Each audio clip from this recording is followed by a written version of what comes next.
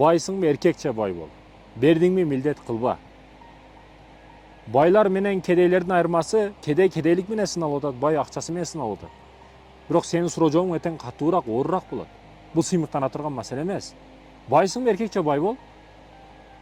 Сенин бай болуп өзгөчө турушуңдун бир эле себеби качан сен ихсан кылсаң, садака кылсаң, Аллах үчүн берип атсаң, жакшы иштерди кылып атсаң, мектеп салып атсаң, жерлериңди берип атсаң, Аллах үчүн чоң иштерди, проекттерди кылып атсаң, илим техникаларды өнүктүрүп атсаң, мектептерге компьютерлерди алып келип берип атсаң, бул иште сага рахмат айтабыз. Аллах разы болсун деп. Суктана турган бай экен, мына ушундай бай кылсын деп дуа кылсак болот.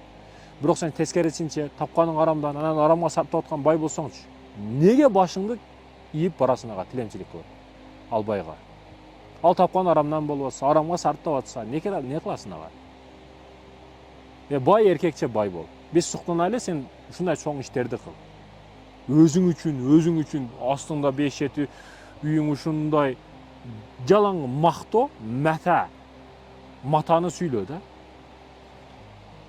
Байга айтып коет. Карсы керек эмеспи деп.